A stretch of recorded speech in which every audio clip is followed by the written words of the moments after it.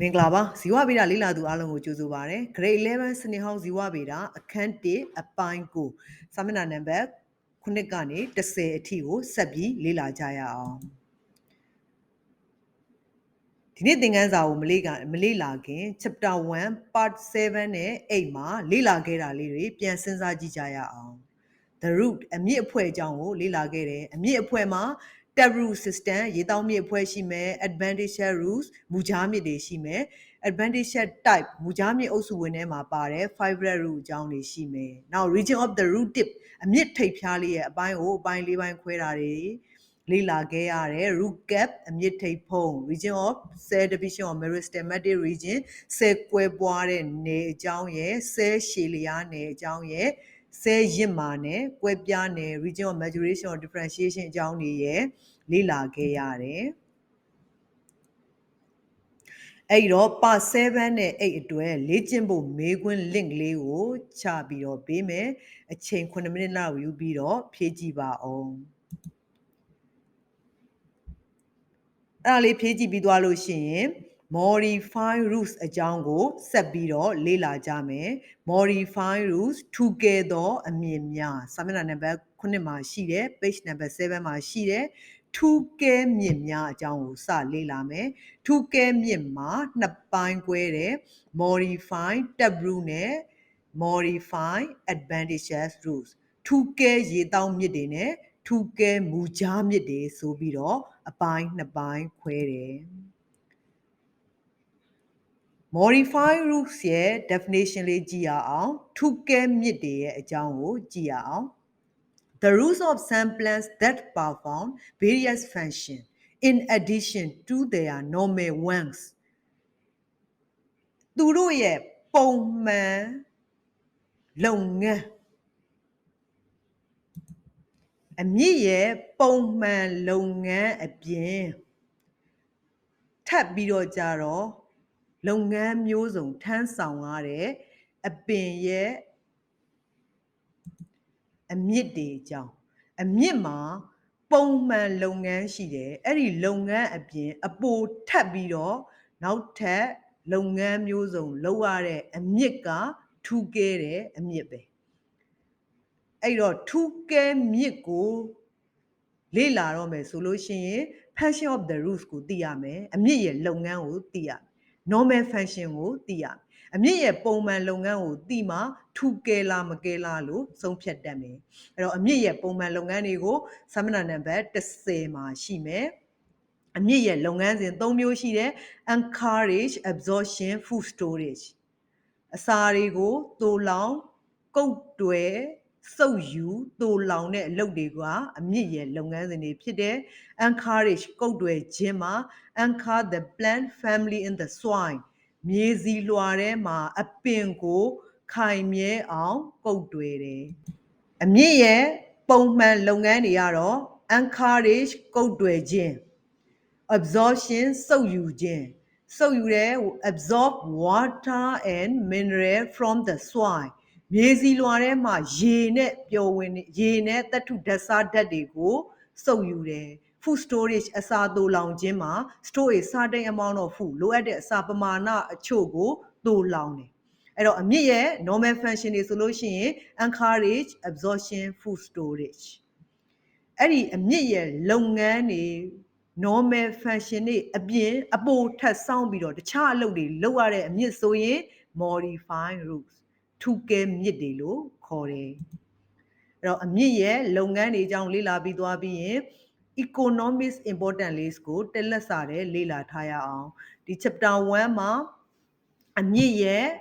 function နဲ့ economics important ပင်စီရဲ့ function နဲ့ economics important အရွက်ရဲ့ function နဲ့ economics important အဲ့လိုအတွဲလိုက်လေးတွေလေ့လာရမယ်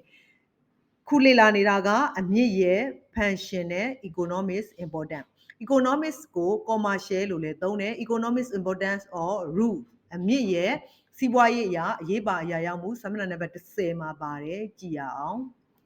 အဓိကကတော့လူတွေကအမြစ်ကို food အစာအဖြစ်လဲသုံးတယ် drugs ဆေးဝါးဖြစ်လဲသုံးတယ်ဆေးဝါးမြောက်များမှာလဲအမြစ်မျိုးစုံကိုအသုံးပြုရတယ်အဲ့တော့အဓိကတော့လူတွေကအမြစ်ကို အစားအစာအဖြစ်သုံးသလိုဆေးဝါးအဖြစ်လည်းသုံးကြတယ် Man as food and as the source of several drugs use roots of many plants အပင်အများစုရဲ့အမြစ်တွေကိုဆေးဝါးအမြောက်များရဲ့အရင်းအမြစ်အဖြစ်သုံးသလိုအစားအစာအဖြစ်လူတွေကအသုံးပြုကြတယ် Many roots အမြစ်အများစု such as ကဲ့သို့သော carrot ခါကျက်ဥတို့ radish မုံလာဥတို့အဲ့ဒါတွေကိုအဲ့ဒီခါကျက်ဥတို့မုံလာဥတို့လို့ရေတောက်မြစ်တွေအမြစ်တွေကို are eaten raw or cooked အစိမ်းစားတယ်ဒါမှမဟုတ်ရင်ချက်ပြုတ်ကြော်လောပြီးတော့စားတောက်ကြတယ် beetroot ဥနီ also ဥနီဟာ is the chief source အဓိကပင်မအရင်းမြစ်ဖြစ်တဲ့ of sugar တကြားရဲ့ပင်မအရင်းမြစ်ဖြစ်တဲ့ in European country ဥရောပနိုင်ငံတွေမှာဥနီကတကြားရဲ့အရင်းမြစ်ဖြစ်တယ် many other plants တခြားအချို့ပင်တွေကတော့ are of medicinal importance ဆေးဘက်ဆိုင်ရာတွေအတွက်အရေးပါတယ်ဒီထဲမှာ beetroot ကခါကျက်ဥမဟုတ်ဘူးဥနီဆိုပြီးခပုပုံစံလုံးလုံးလေးနဲ့အလုံးလေးရှိတယ်နော်ကဲ modifying taproot တွေအကြောင်းကိုလေ့လာရအောင်ထူးကဲရေတောက်မြစ်တွေထူးကဲရေတောက်မြစ်ရဲ့ပုံလေးတွေမှာဒီမှာခါကျက်ဥပုံရှိမယ်မုံလာဥပုံရှိမယ်ခုနက beetroot ဥနီကခပုလိုဝိုင်းဝိုင်းလေးမြေကြီးထဲမှာအနီရောင်လေးရှိမယ်တချို့ဥနီကကြတော့ကစွန်းဝါလိုမျိုးဝါကျင့်ကျင့်အရောင်လေးရှိမယ်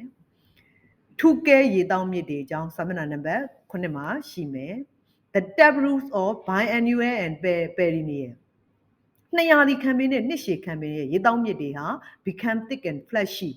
ထူထဲ့ပြီးတော့အရည်ရွှမ်းတယ်အသားထူအရည်ရွှမ်းလာကြတယ် due to the storage of food အစာတွေကိုတိုးလောင်ထားလို့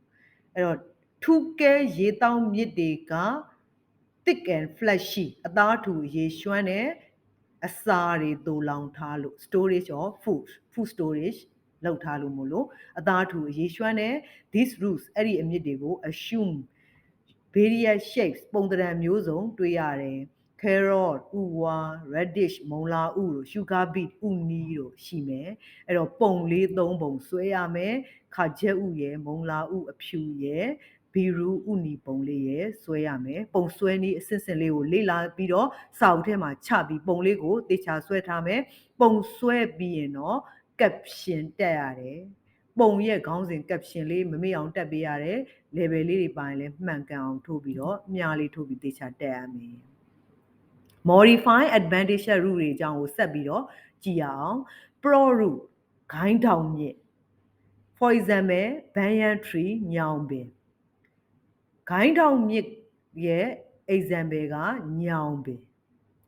climbing root တွယ်တက်တဲ့အမြစ်ရဲ့ example က beetle ကွမ်းပင် respiratory root or pneumatophore for example က jaxia ရေကညွတ်ပင်နဲ့ရေကညွတ်ပင်ရဲ့အမြစ်က respiration အတွက်ထူးကဲလို့ respiratory root or pneumatophore လို့ခေါ်တယ် saki root or hastoria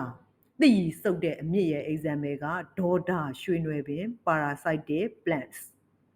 အဲ့တော့ modify advantageous root ထူးကဲမူကြားမြစ်တွေအနေနဲ့အုပ်စု၄မျိုးရှိတယ် pro root climbing root respiratory root or pneumatophore saki root or hastoria pro root ရဲ့ example က banyan tree climbing root ရဲ့ example က beetle ကွမ်း respiratory root ရဲ့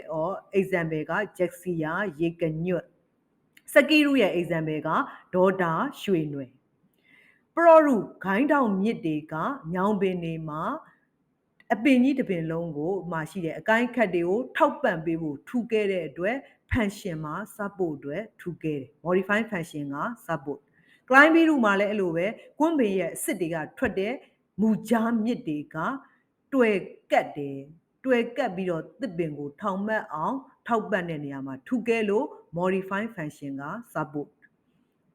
လေရှူမြစ်တွေမှာထူကဲတာကလေတွေကိုတိုးလောင်းထားပြီးတော့လေရှူခြင်းအတွက်ကူညီတဲ့အတွက် modify function က respiration